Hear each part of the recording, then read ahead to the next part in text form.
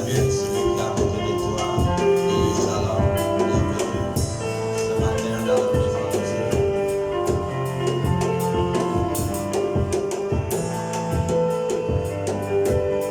Salut notre personne. Qu'il soit la bienvenue dans la présence de Dieu.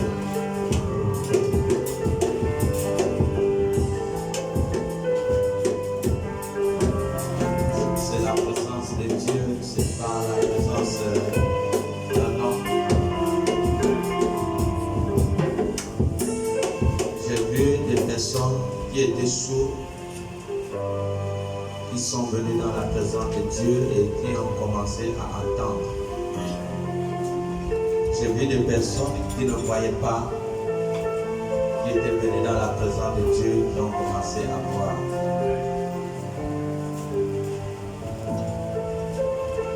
Des personnes qui ne travaillaient pas, qui sont venues dans la présence de Dieu et ont pu obtenir un emploi. La présence de Dieu a des vertus médicinales. Elle doit être inséparable. Il est bon et agréable de demeurer dans la maison de l'Éternel.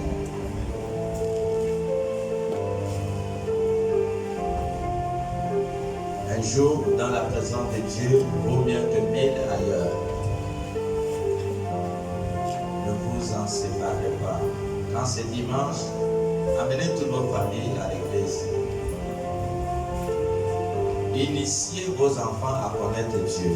C'est le seul bonheur que vous puissiez donner à un enfant. Lui montrer le chemin de Dieu. Ne le laissez pas. Ne le laissez pas à la maison. C'est un très grand bonheur.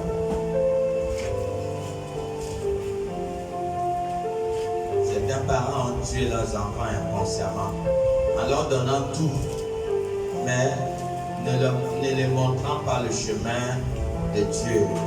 Et dans la suite, les sorciers ont fini par manger ces enfants en vampire. Voilà le plus mal qu'une mère, un père peut faire à son enfant, ne pas lui montrer le chemin de Dieu. Les conséquences se feront voir dans le futur. Restons debout, s'il vous plaît. Restons debout.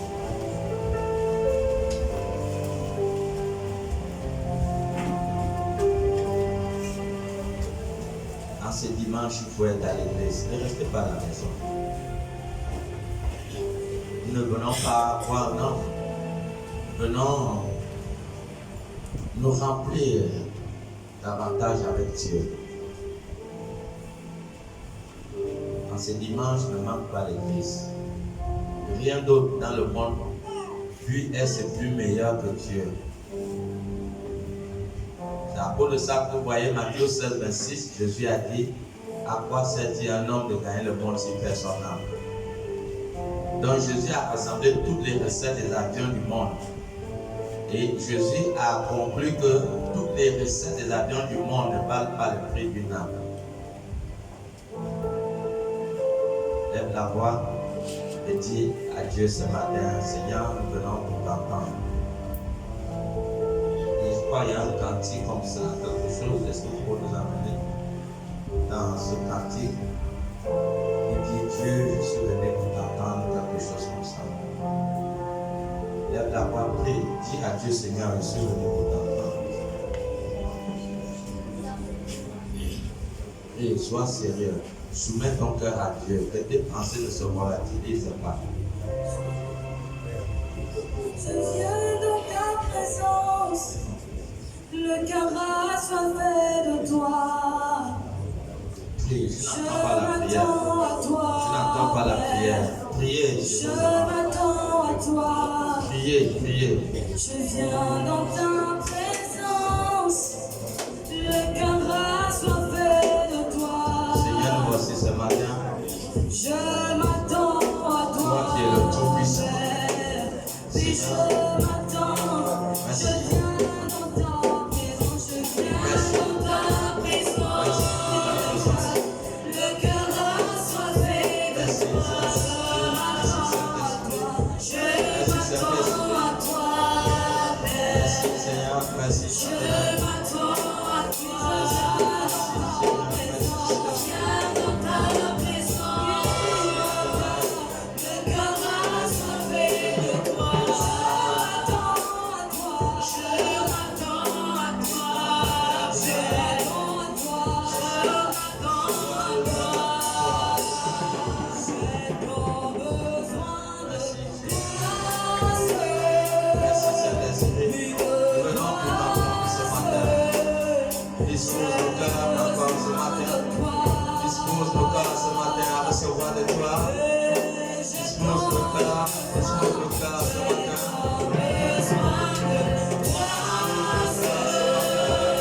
Dispose nos cœurs ce matin.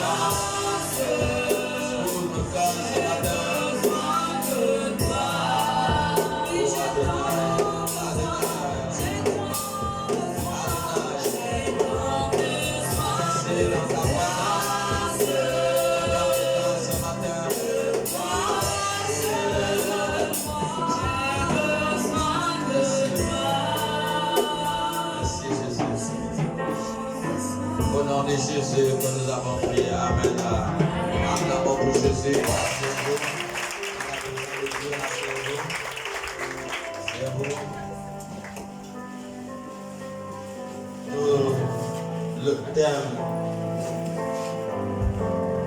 Le thème de ce matin, c'est la dernière heure avant l'arrivée de Jésus-Christ. C'est le thème de ce matin, la dernière heure avant l'arrivée de Jésus. La dernière heure avant l'arrivée de Jésus. Vous savez, quelqu'un qui est intelligent va toujours se poser cette question.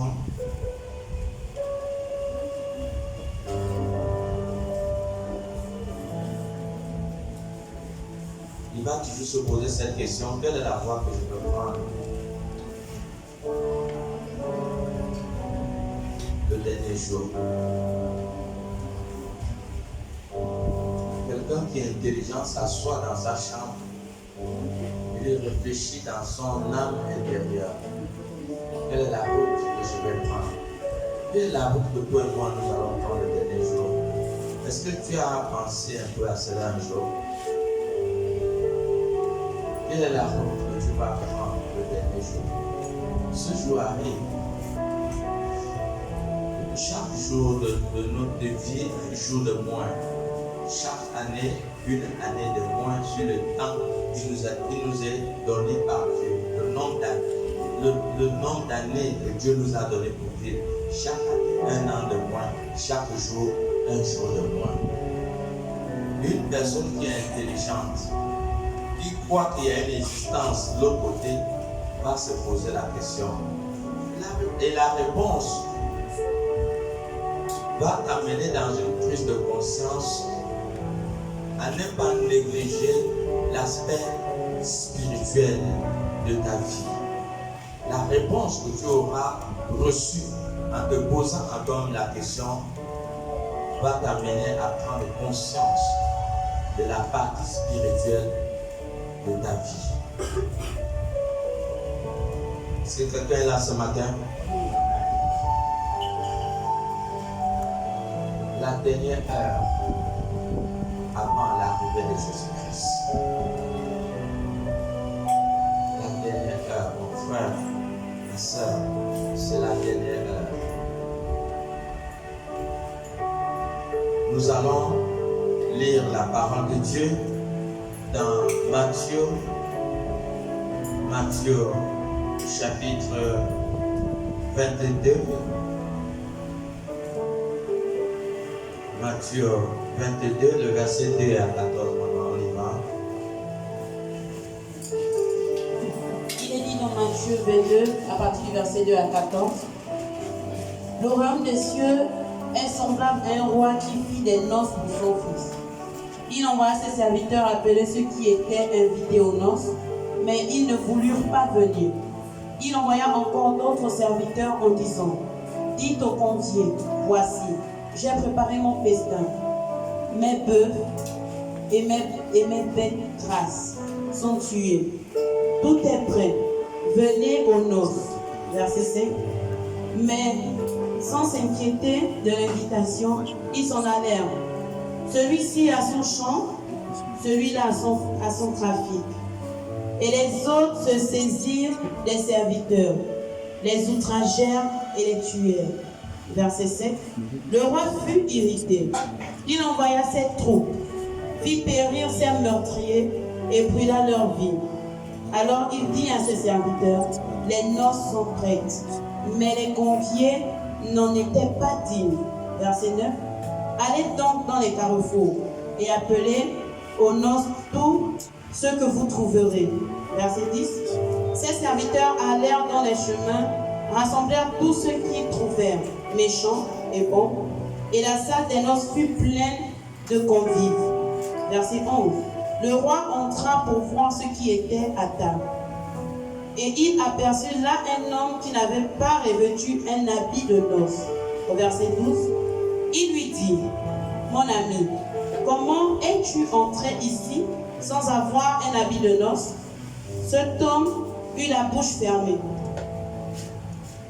Verset 13, alors le roi dit aux serviteurs, liez-le, les pieds et les mains, et jetez-le dans les ténèbres du dehors, où il y aura des pleurs et des grincements de dents.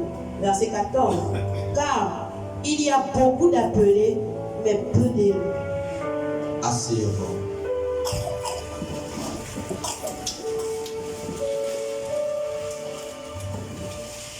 Jésus les parlait toujours en parabole.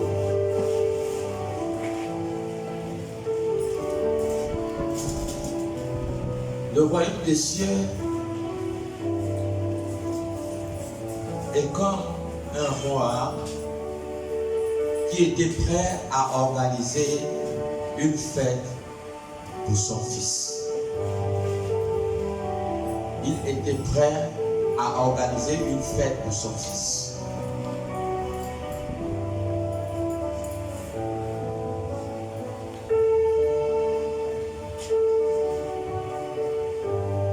Lorsque le maître avait tout organisé, il a tout organisé, tout était déjà prêt. Il a envoyé ses serviteurs pour appeler les invités pour venir à la fête. Mais les invités n'ont pas voulu venir à la fête.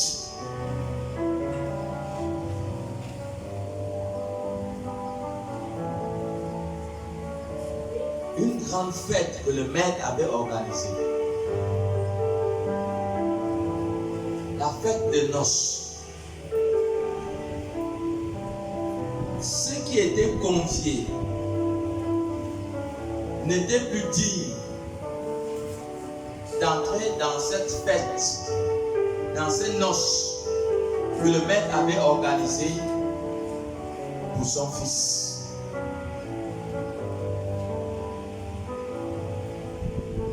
Est-ce que nous comprenons bien? Lis-nous le verset 2, maman.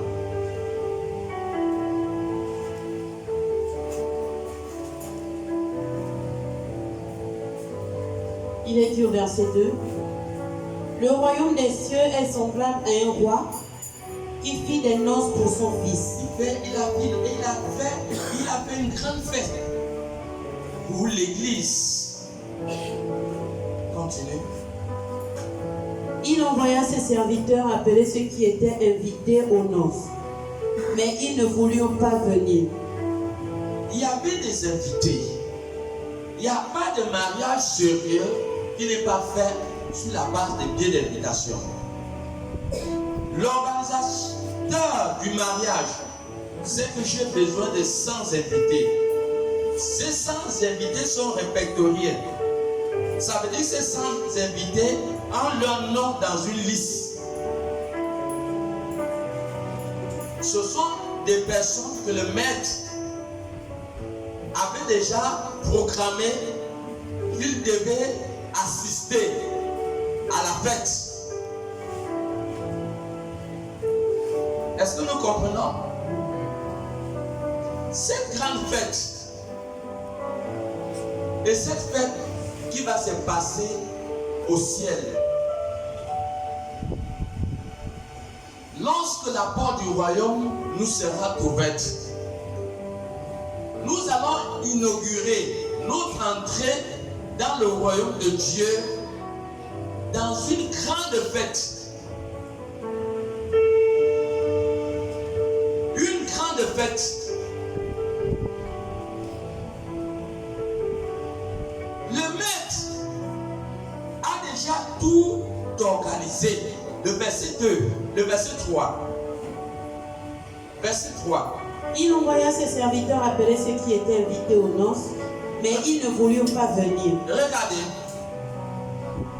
Le maître a fini la préparation. Le maître ne pouvait pas envoyer aller chercher. Le maître ne pouvait pas envoyer les serviteurs aller chercher les invités. Si les noces, si la préparation n'était pas finie, c'est parce que la préparation de cette fête était finie que le maître a envoyé ses serviteurs pour aller appeler les invités. Marc 9.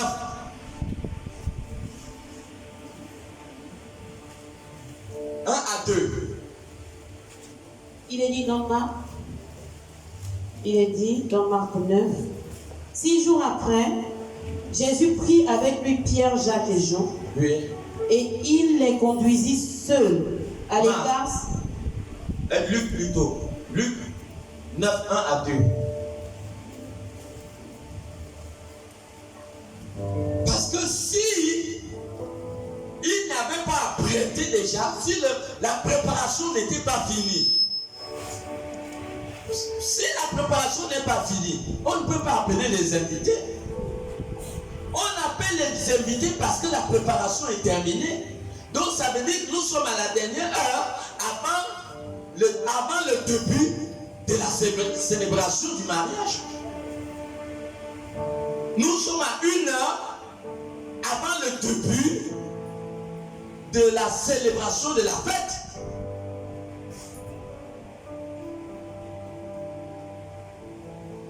Vous pensez que si la fête c'est demain, et si le mariage, peut-être un homme et une femme c'est demain, et que il y a des personnes qu'il faut aller chercher, des invités clés, qu'il faut aller chercher, les amener au mariage. Le mariage c'est demain, c'est pas aujourd'hui. C'est pas passé. On envoie les invités quand toutes les tables sont déjà prêtes. Ils viennent pour la célébration. Donc si Jésus est descendu sur la terre, Jésus est descendu sur la terre, pourquoi? Parce que tout était déjà prêt. Jésus est descendu sur la terre juste pour commencer à envoyer ses serviteurs pour appeler les invités. Verset 3, 8. Luc 9, 3. Luc 9, verset 1 à 2, il est dit. 1, 2 plutôt, oui. Jésus ayant assemblé les 12, Oui. leur donna force et pouvoir Il les a donné force et pouvoir sur tous les démons, sur tous les démons. avec la puissance de guérir les malades. Oui.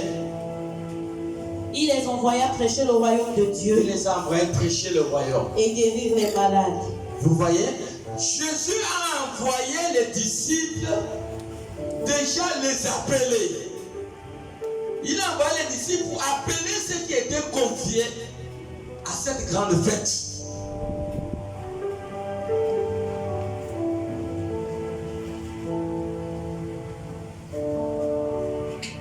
Ils étaient conviés. Ils étaient programmés.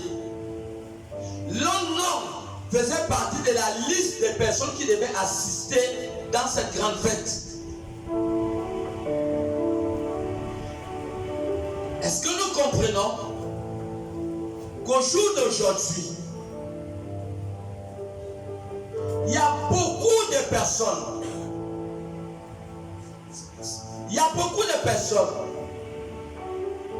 qui étaient dans le programme de Dieu, qui étaient appelés à être sauvés. Mais malheureusement, ces personnes seront effacées de la liste que Dieu avait déjà écrit leur nom.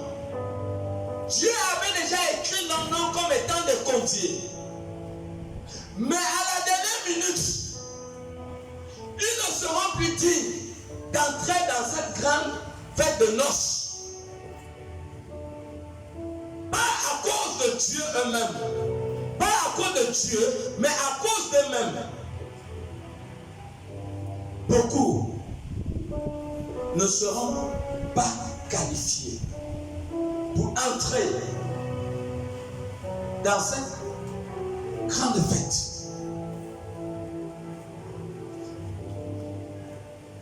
Est-ce que quelqu'un comprend quelque chose ce matin?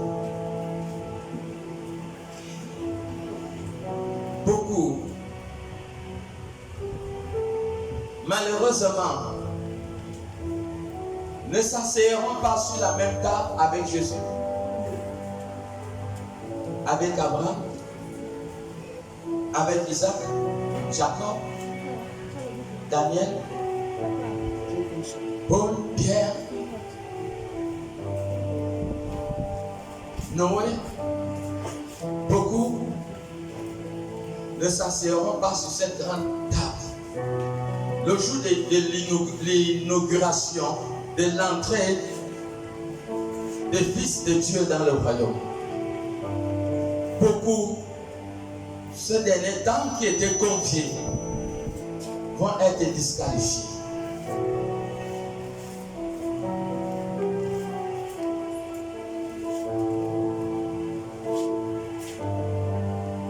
Beaucoup. Ils faisaient partie des personnes qui devaient assister à la fête. Leur nom a été écrit dans le livre. Mais au moment de la fête, ces personnes ne sont plus venues à la fête.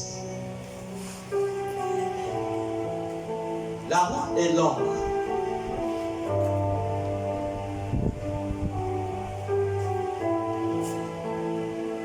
La route du ciel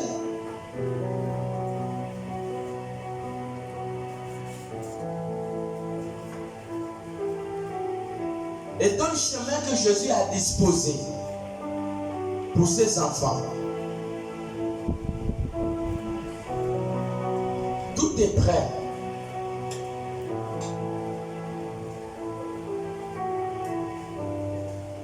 Si ceux qui étaient conviés entraient dans la salle de noces, la fête devait commencer. Écoutez bien, il va y avoir ce qu'on appelle une prolongation de temps. Il va y avoir ce qu'on appelle une prolongation de temps. Et nous, à notre génération, nous sommes simplement bénéficiaires de cette prolongation de temps. Si ceux qui étaient conviés entraient dans la fête devait commencer. Et la porte devait être fermée. Matthieu 25, 10. Parce que le maître lui-même, quand tout sera prêt, le maître lui-même fermera la porte.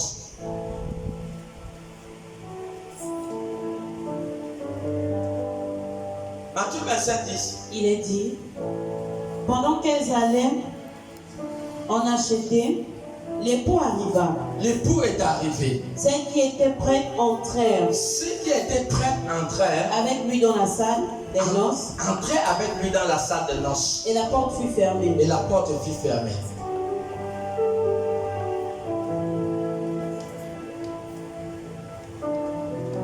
Est-ce qu'il y a certaines personnes qui rêvent encore? Ce n'est pas un rêve. C'est une réalité. Qu'en es-tu? Chantez-le un peu ce cantique. Qu'en es-tu? La fin de ton voyage. Qu'en es-tu? Ta destination. Au ciel ou en enfer. Si tu mourrais ce soir, qu'en es-tu? Le lieu où tu iras. Qu'en es-tu? Qu'en es-tu? La fin de ton voyage. Qu'en es-tu? Ta destination. Au ciel ou en enfer. Au ciel ou en enfer. Si tu mourrais ce soir, qu'en es-tu? Le lieu où tu iras. Et qu'en es-tu? Qu'en es-tu? Qu'en es-tu? La fin de ton voyage.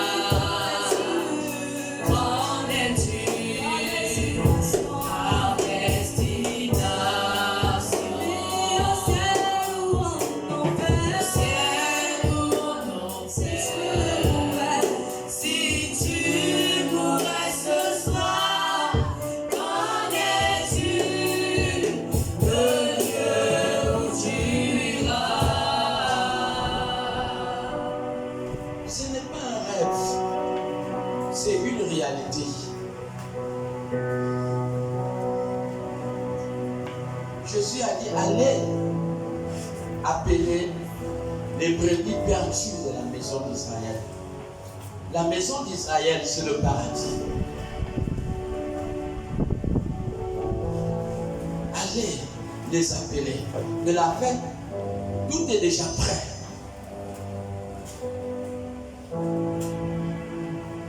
Est-ce qu'un enfant prend conscience de ces réalités?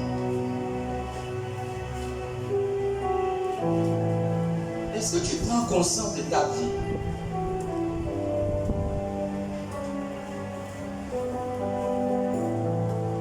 Est-ce que tu sais qu'un jour Dieu va t'appeler?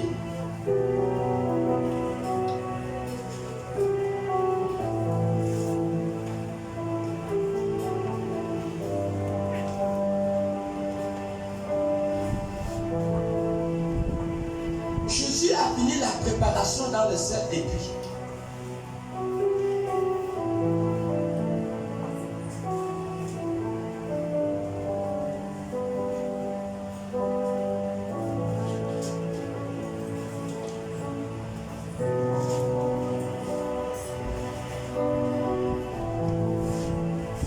il dit aux disciples qu'il faut que je m'en aille parce que je vais aller vous préparer une place dans le ciel.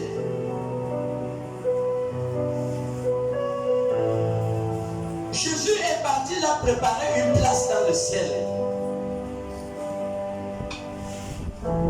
Et Jésus a dit, je reviendrai.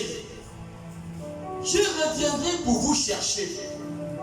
Mais il est important que je m'en aille.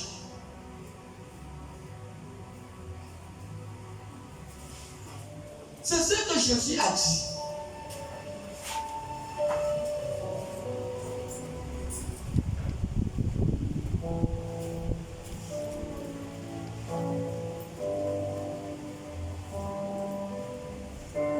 Quand Jésus part, Jésus est parti avant le début de la mission. Parce que lorsque Jésus va être enlevé au ciel, alors les apôtres vont commencer la mission derrière eux et derrière lui. Jésus monte pour préparer la place. Et les disciples vont pour appeler ceux qui étaient conviés. Mais personne n'a voulu venir.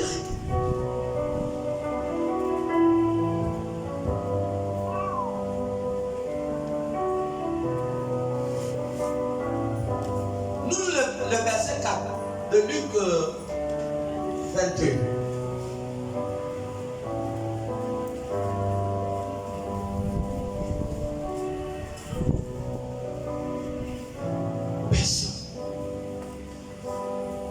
Ceux qui étaient conviés, ils ne viennent plus.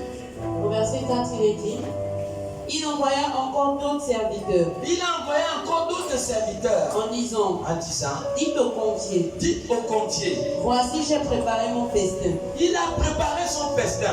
Mes bœufs, Il a dépensé l'argent le maître a dépensé l'argent pour tuer les bœufs, tout ça. et mes bêtes grasses sont tuées. Il s'est investi pour préparer ces moments. Tout est prêt. Tout est prêt. Venez aux noces. Venez aux noces. Verset 5. Mais sans s'inquiéter de l'invitation, ils s'en allèrent. Vous voyez, ça veut dire qu'ils ne s'inquiétaient de rien du tout. Ils s'en allèrent. Arrête-toi là-bas. Jésus a dit venez. Il dit venez. Tout est déjà prêt. Tout est prêt.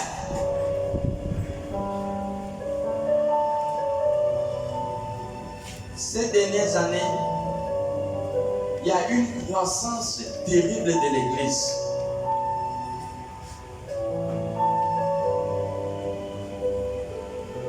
Pendant que nous parlons, il y a certaines personnes qui sont distraites. La distraction est une preuve que tu ne prends pas conscience de ce qui est dit. Si tu comprends un homme, tu es dans l'erreur. Parce que l'homme est déjà connecté avec le trône divin, il devient un interprète.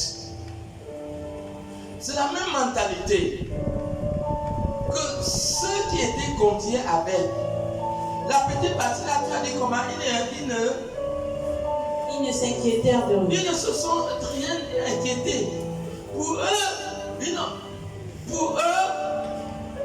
la fête n'avait pas de valeur pour eux. Ils n'avaient pas à perdre leur temps pour ça. Nous voyons aujourd'hui certaines nations qui n'ont pas le temps de Dieu, certaines familles qui n'ont pas le temps de Dieu, certains hommes et certaines femmes qui n'ont pas le temps de Dieu.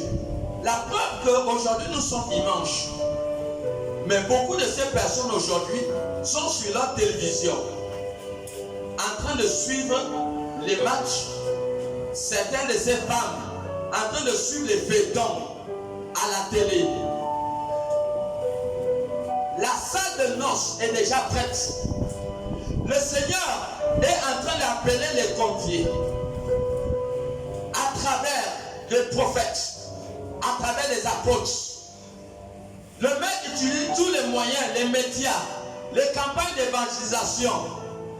Le maître utilise toutes les méthodes pour pouvoir appeler les conviés que c'est la dernière heure, tout est prêt.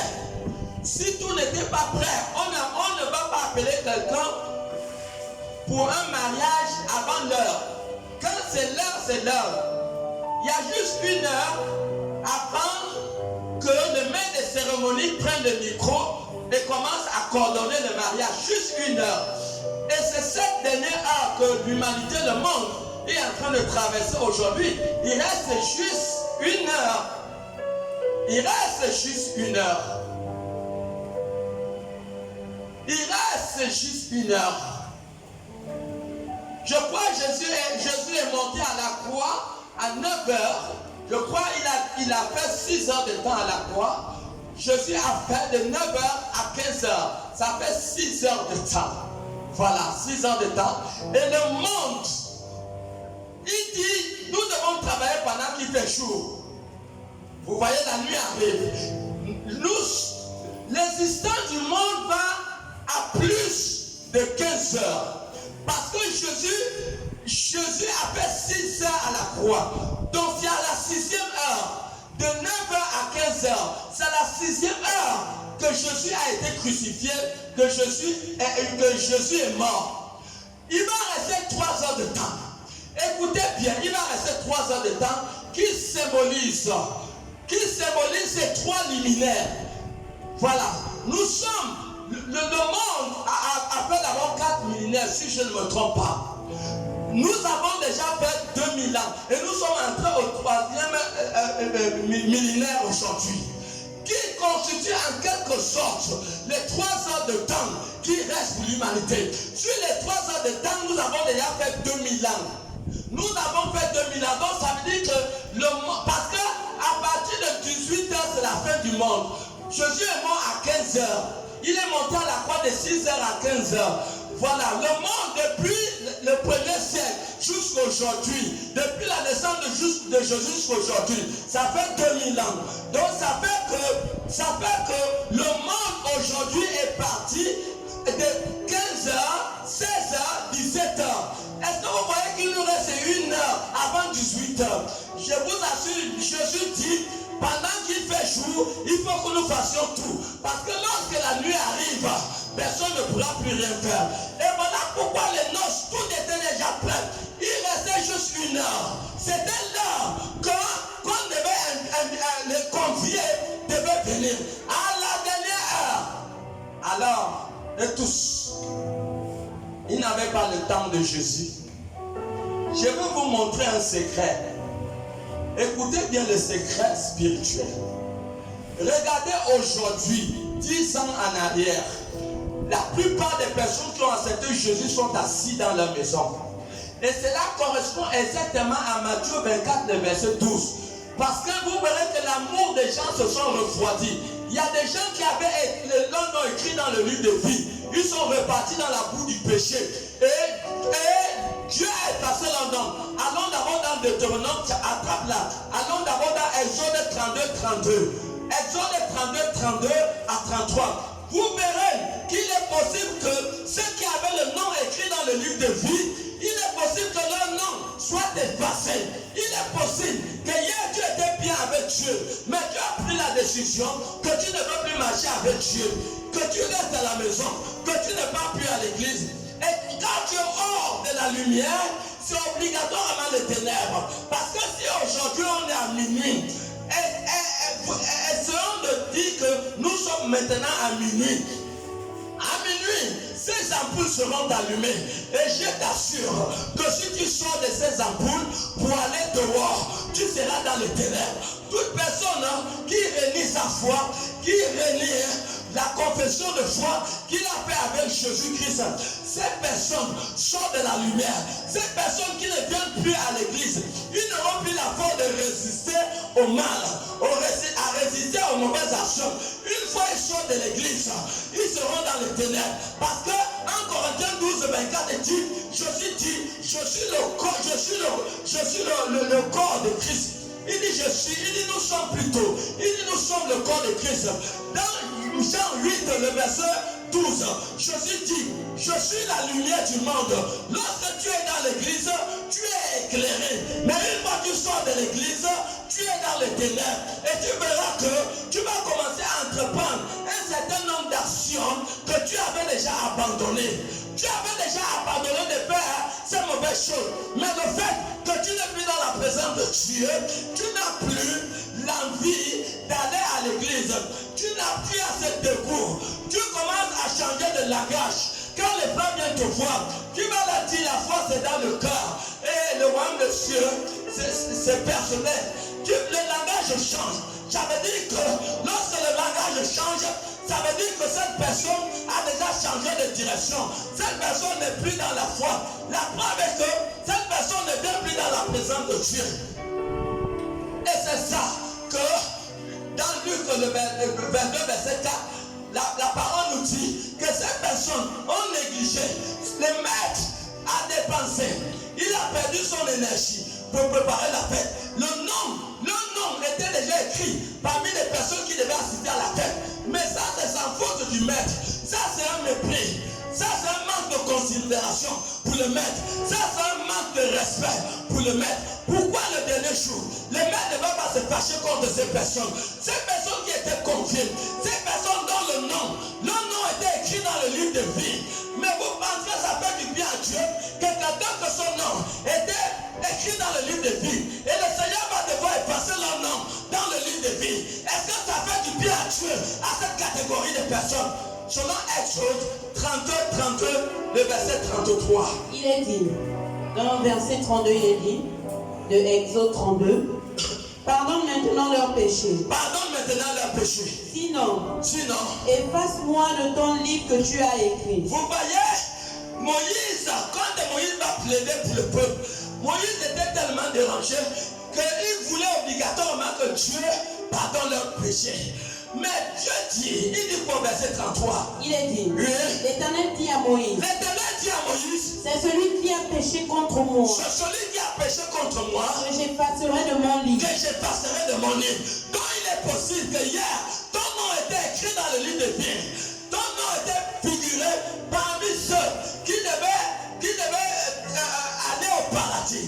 Il est possible que dans la suite de temps, Dieu dit que dans son livre, il y a celui qui fait du mal, c'est celui qui sort de sa présence, c'est celui-là que leurs noms seront effacés dans le livre de vie. C'est cette catégorie de personnes. Matthieu 24, verset 12. Il est dit, et parce que l'iniquité se sera accrue, le mal va connaître la croissance. L'amour du plus grand nombre se refroidira. L'amour du plus grand nombre de personnes va se refroidir. L'amour du plus grand nombre de personnes va se refroidir. Voilà. Et pourtant, il faisait partie des invités. Mais malheureusement, comment se dit, qu'est-ce qui est arrivé que le désir d'aller à la fête de noces est quitté au-dedans de leur cœur? Qu'est-ce qui s'est passé?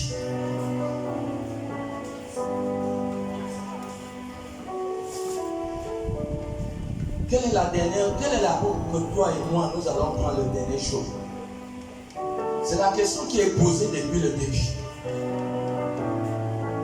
Est-ce que tu es sage? Si tu es sage, tu dois te poser à toi-même cette question.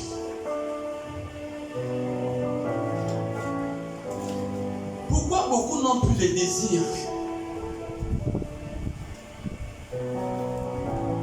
C'est un homme qui les a appelés à l'église. Pourquoi les fautes des hommes peuvent ramener les gens à aller s'asseoir dans leur maison?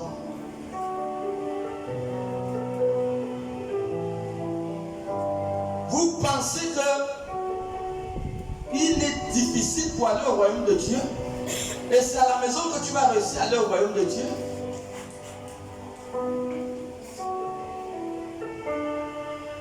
Il est difficile d'entrer dans le royaume de Dieu. Et c'est à la maison. La maison, tu auras assez de discipline. Tu auras la capacité de te discipliner.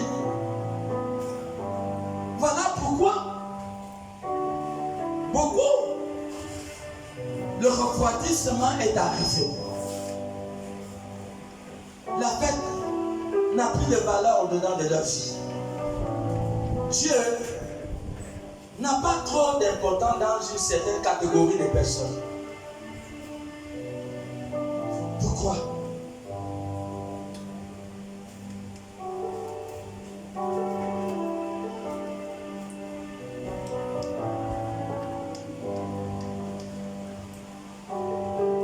Dans Matthieu 25, 1 à 8, vous pensez que ces vierges, les cinq folles, ne savaient pas qu'ils partaient à la fête de noces?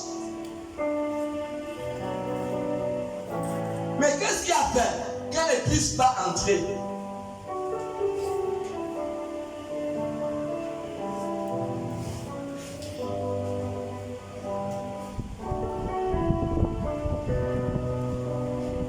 te poser la question que pourquoi les 5 folles ne sont pas entrées à la salle de noces? Pourquoi?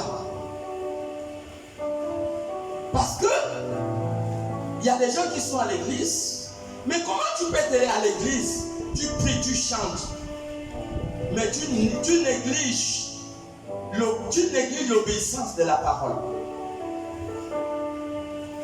Et c'est ce que Jésus pouvait dire aux pharisiens.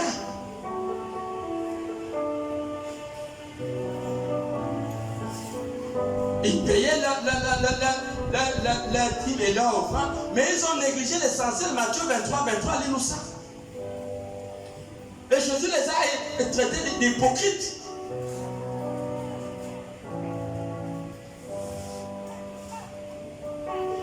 Il est dit dans Matthieu 23, verset 23, malheur à vous, Malheur à vous, scribes les pharisiens, hypocrites, il y a des hypocrites. parce que vous payez la dîme, Ils paient la dîme de la menthe, de la menthe, de la nette de la nette, et du cumin, du cumin. et que vous laissez ce qui est plus important. Donc tu viens payer ta dîme et tu penses que payer la dîme va t'amener au ciel? Tu payes ta dîme, tu n'obéis pas à la parole de Dieu, tu as fait quoi? Tu n'as rien fait. Tu as fait quoi? Rien. C'est ça que Jésus l'a dit. Il donne les offrandes. Donner l'offrande va t'amener au ciel.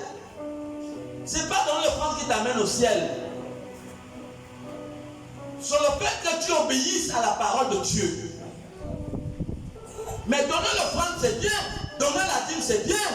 Mais si tu fais ces choses et tu n'obéis pas à la parole de Dieu, tu deviens un hypocrite. Voilà pourquoi Jésus les a traités d'hypocrites. Est-ce qu'ils ne donnaient pas l'offrande? Ils donnaient pas leur dîme, ils donnaient, mais ils étaient quand même des bons hypocrites. Et nous trouvons des hypocrites comme ça dans l'église.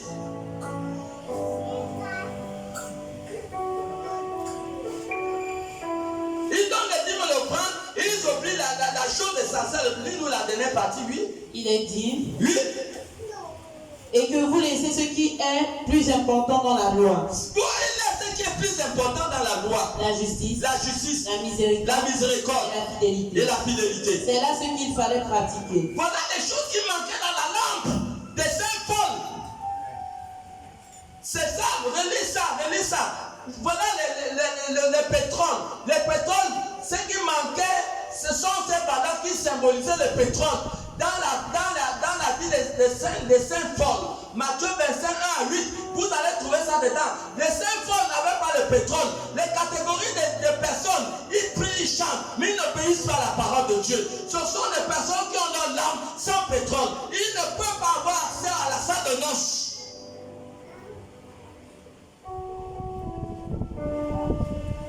C'est bon. Ils ne peuvent pas avoir accès à la salle de noces.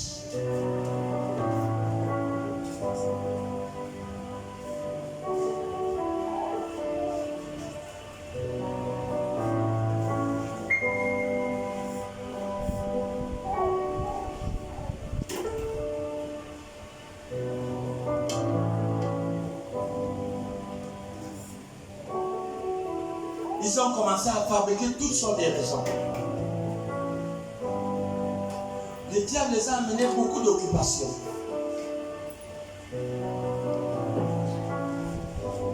Très occupés. Plus le temps de Dieu. Ils n'avaient pas le temps pour la fête.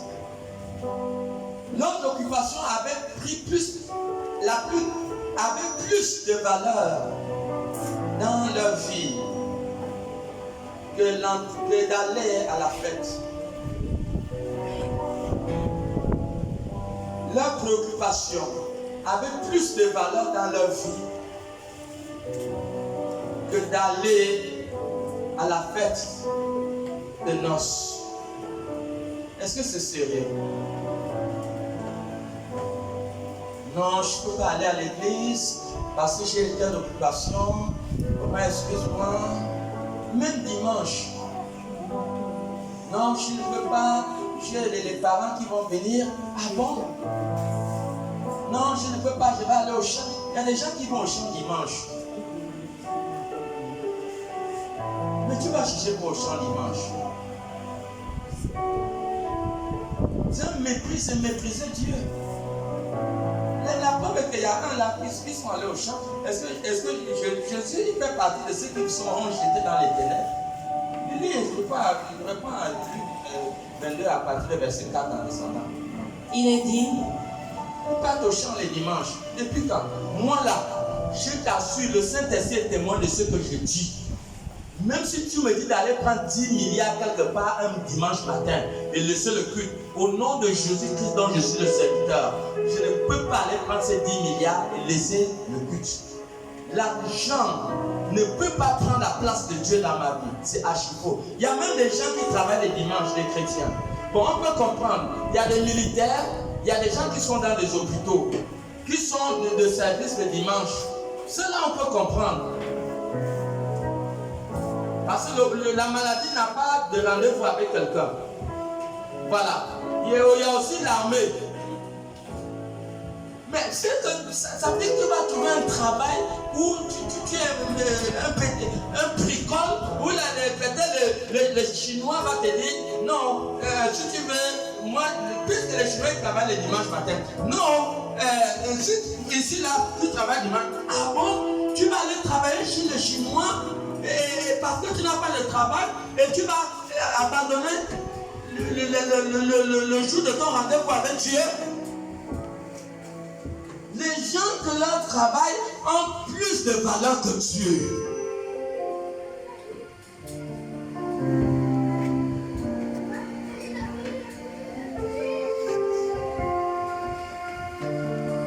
Place, maman. il est dit au verset 4. Il envoya encore d'autres serviteurs en disant, dites aux conviés, voici j'ai préparé mon festin. Mes bœufs et mes bêtes grasses sont tués. Tout est prêt. Tout est prêt. Venez aux noces. Le groupe s'est investi pour préparer le mariage. Oui. Mais sans s'inquiéter de l'invitation, Il ne s'inquiète pas de l'invitation. Ça veut dire qu'il s'en fout du maître. ils s'en allèrent. Ils sont partis. Celui-ci à son champ, Vous voyez? Un est parti à son champ. celui-là à son trafic. Donc le champ a plus de valeur que l'appel. Le champ a plus de valeur que l'appel. Lis un peu le verset 14, après tu vas revenir là. Toujours le même passage, oui. Vous voyez ce que le verset 14 dit? Oui. Il est dit, Oui. car il y a beaucoup Il d'appelés. y a beaucoup de... Moi, quand j'étais à l'école biblique, nous avons commencé en première année, nous étions 53 élèves. Et en troisième année, nous avons terminé 7. On a commencé 53 élèves ou 53, 54, mais on a terminé 7 élèves en troisième année. Il y a beaucoup qui sont appelés, mais beaucoup seront disqualifiés au dernier jour. Beaucoup seront disqualifiés au dernier jour. Maman, reprends la lecture. Oui, il y a beaucoup qui sont appelés, oui. Il est dit au verset 14, Oui. car il y a beaucoup d'appelés, Il y a beaucoup qui sont appelés, mais peu il d'élus. y a peu qui sont élus. Oui, continue, verset 6 ou 5. Il est dit, Oui. et les autres se saisirent des serviteurs, les outragèrent et les tuèrent. Vous voyez? Le roi fut irrité. Il fut irrité. Il envoya ses troupes, Oui. fit périr ses meurtriers Voilà. et brûla leur ville. Oui. Alors il dit à Ils ont fait comment? Ils ont brûlé ville. leur vie. Donc ça veut dire que leurs champs ont été brûlés. Continue. Alors il dit à ses serviteurs, les noces sont prêtes. Vous voyez, ça veut dire, le maître répète encore que les noces sont prêtes. Mais les conviés n'en étaient pas dignes. Vous voyez, ceux qui avaient le nom écrit parmi la liste des personnes qui devaient être sauvées ne sont pas dignes. Est-ce que nous comprenons? Hein? Nous comprenons? Ceux qui avaient le nom écrit dans le livre de vie n'étaient plus dignes. L'amour du plus grand nombre de personnes va se refroidir. 10 ans en avant, beaucoup s'étaient engagés dans la marche avec Dieu. 10 ans après, beaucoup sont retournés dans leur maison.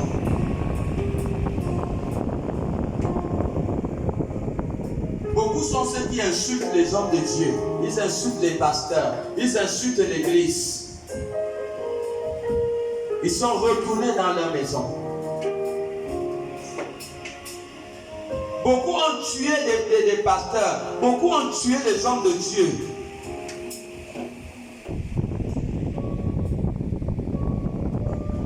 C'est ce que la parole dit. Et les personnes qui ont tué Jésus, c'était qui? C'était les prêtres. Les prêtres, les sacrificateurs. Ce sont ces gens qui ont tué Jésus. Ceux qui étaient conviés. Continuez. Au verset 9, il est dit: allez donc dans les carrefours et appelez aux noces tous ceux que vous trouverez. Vous voyez? Maintenant, voilà pourquoi beaucoup ceux qui étaient les derniers seront les premiers. Le maire dit maintenant, allez s'y appeler n'importe qui dans les carrefours. Oui. Au verset 10, ces serviteurs allèrent dans les chemins, oui, rassemblant tous ceux qu'ils trouvèrent, Ils rassemblaient tous ceux qu'ils trouvaient, méchants et bons. méchants et bons. Et la salle des noces fut pleine de convives. La salle était pleine. Verset 11, le roi entra pour voir ceux qui étaient à table. Est-ce que nous comprenons? Attends, on peut la lire. La salle était pleine. Les serviteurs sont allés appeler ceux qui n'étaient même pas conviés. Et leur nom a été écrit dans le livre du maître, dans le cahier du maître. Donc ça veut dire que leurs noms ont été écrits dans le livre de vie. Leurs noms qui sont désormais parmi les noms de ceux qui seront sauvés, les noms de ceux qui iront au paradis. Ceux qui n'étaient pas conviés.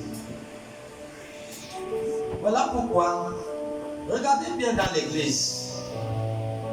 Vous verrez très rarement les hommes qui se disent importants dans l'église. Et Jésus les a définis, dit qu'il est difficile à ceux qui ont l'estime d'eux-mêmes, ceux qui pensent qu'eux se suffisent. Jésus a dit qu'il est difficile à un riche d'entrer au ciel. Les riches, ce sont ces personnes. Ils sont riches, ils ont leur champ, ils s'en foutent. Même si tu vas lui proposer ta petite nourriture dans ta fête, lui il a son champ. L'autre a dit il va essayer ses bœufs. L'autre a dit il vient de se marier. Mais qu'est-ce que le maître a fait avec tout ça? Donc ils ont leur argent. Qu'est-ce que tu vas venir leur dire à l'église? Ils s'en foutent. Mais ça, c'est le même caractère dans le livre de Luc 16, à partir de verset 19, de verset 19 à 31, on nous parle d'un homme qu'on appelait l'homme riche. Est-ce qu'il n'y avait pas un homme de Dieu à côté de lui? Il y avait un homme de Dieu à côté de lui qu'on appelait Lazare. Mais il s'en foutait pas mal de Lazare. Il y a des gens comme ça, comme ils te voient, tu as la même tenue, tu portes les mêmes habits. Ils te voient, tu es pauvre, lui il est dans une maison climatisée, toi tu es dans une maison en blanche. Il s'en fout pas mal de toi. Quand il part il te connaît. Il sait que tu vas à Daga, mais il part dans sa voiture climatisée. Il ne te voit pas. Il n'a même pas ton temps. C'est comme ça l'homme riche. Il n'avait même pas le temps de Lazare. Ça veut dire que même donner Lazare les miettes qui tombaient sur sa table, Lazare n'avait même pas l'opportunité d'avoir les miettes.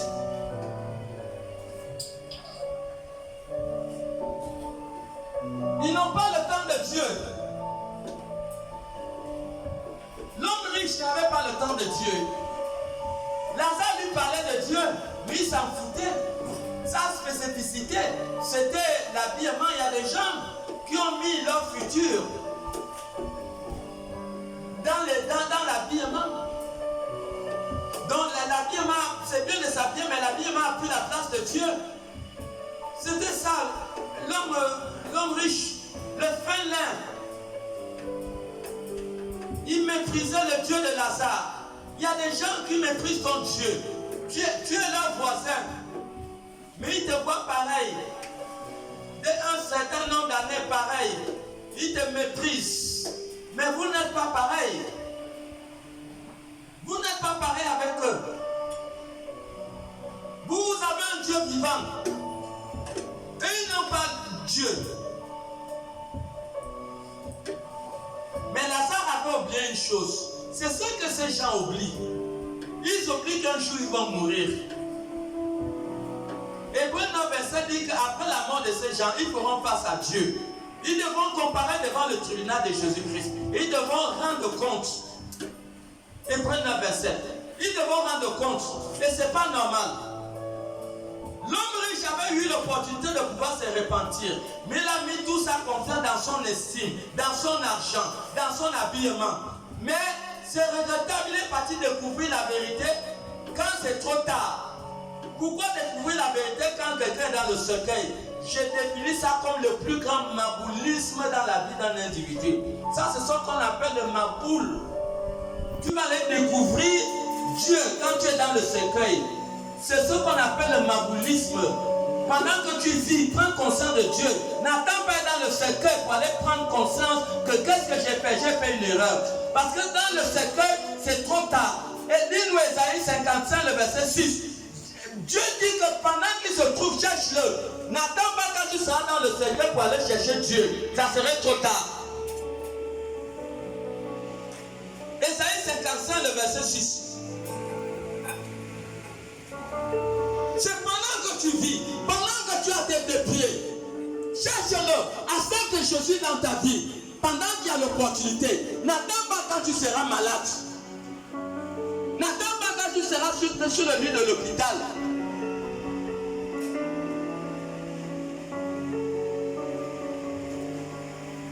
Pour être héritier, pour bénéficier des milliards de ton père, quand tu as 5 ans, tu as besoin de grandir de 5 ans à 18 ans pour qu'on te donne accès à la banque où se trouvent les milliards que ton père est mort, il t'a laissé. Tu as besoin de grandir de 5 ans à 18 ans. Mais à l'hôpital, on t'a parlé de Jésus, tu t'en fous. Maintenant que tu as 2 jours de la mort, quelqu'un va venir se mettre sur le lit de ton hôpital, on va te parler de Jésus. Tu penses dans les 2 jours, tu connais le temps de grandir de 5 ans à 18 ans, combien de temps ça fait pour être fils? Cherche Dieu pendant que tu vis. C'est maintenant qu'il faut chercher Dieu. N'attends pas demain. Demain serait trop tard. C'est la bêtise que l'homme riche a fait. Il a manifesté ce qu'on appelle le maboulisme. Il y a des gens aujourd'hui qui ont le caractère de l'homme riche. Pendant que Dieu est à leur côté, ils s'en foutent de Dieu. Ils attendent que quand ils sont dans le secret, ils vont aller découvrir qu'ils ont fait une erreur. Mais ça, on définit ça comme la bêtise. Ésaïe 55, 6. Il est dit, cherchez l'Éternel pendant qu'il se trouve. Cherche l'Éternel pendant qu'il se trouve. Invoquez-le. Invoque-le. Tandis qu'il est prêt. Tandis qu'il est prêt. C'est maintenant. Demain risque d'être trop tard pour toi.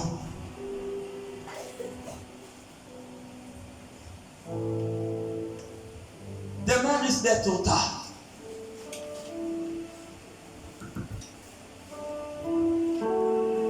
Il a invité tout le monde. Les méchants, les bons. On les a dit voilà, pour entrer à la salle de noces, tu dois avoir le vêtement. Tu dois avoir le vêtement. Les vêtements de la salle de noces. Le vêtement c'est quoi? Tu dois enlever ta carapace de méchanceté. Et tu dois habiller le vêtement blanc. Le vêtement qui est convié, hein, maman, selon Apocalypse 19, le verset 7 à 8. Vous allez voir que pendant cette salle, les conviés seront habillés en fin lin. C'est ça, le fin lin est défini comme un changement de comportement, de caractère. Le fin lin, c'est ta conversion. Voilà. Donc tous ceux qui étaient méchants, ils se sont d'abord convertis avant d'entrer dans la salle de noces. Voilà pourquoi vous voyez que quand le maître est venu, il est entré, il a trouvé que quelqu'un n'avait pas le vêtement qu'il fallait. On l'a foutu dehors. C'est quelqu'un qui n'a pas connu la conversion, mais qui voulait se faufiler. Le maître l'a localisé. Parce qu'aucun clandestin ne va aller au paradis. Il n'y a pas de clandestin au paradis. Apocalypse 19, 7, 8. Il est dit dans Apocalypse 19, versets 7 à 8. Réjouissons-nous. Il dit réjouissons-nous. Et soyons dans l'allégresse. Soyons dans l'allégresse. Et donnons-lui gloire. Donnons-lui gloire. Car les noces de l'agneau sont venues. Les noces de l'agneau sont venues. Et son épouse s'est préparée. Son épouse s'est préparée. Et il lui a été donné de se revêtir. Il lui a été donné de se revêtir D'un fin lin. d'un fin lin Éclatant. éclatant, Pur. pur. Car c'est le fin lin. Car le fin lin, Ce sont les œuvres justes des saints. ce sont les œuvres justes des saints. Est-ce que quelqu'un comprend? Est-ce qu'on peut acclamer pour Jésus? Les œuvres justes des saints. C'est ça le fin lin. Le voyou qui était entré sans la vie de vêtements, il voulait se faufiler. Il croyait que dans la fin là, il y a les clandestins. Non. Il n'était pas converti. Il n'avait pas. C'était un malhonnête. C'était quelqu'un qui. C'était un fraudeur. Et le fraudeur n'entre pas dans la salle de noces. Il faut la conversion. Une fois que tu es converti, tu marches droit et juste.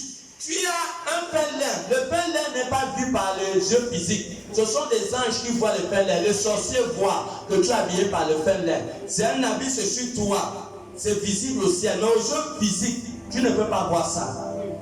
Et c'est ça, le vêtement pour ce moment de fête. Amen. Acclamons encore pour Jésus. Mettons-nous sur les pieds. La chorale a mené nous dans un cantique d'adoration. Mettons-nous debout. Qu'en es-tu?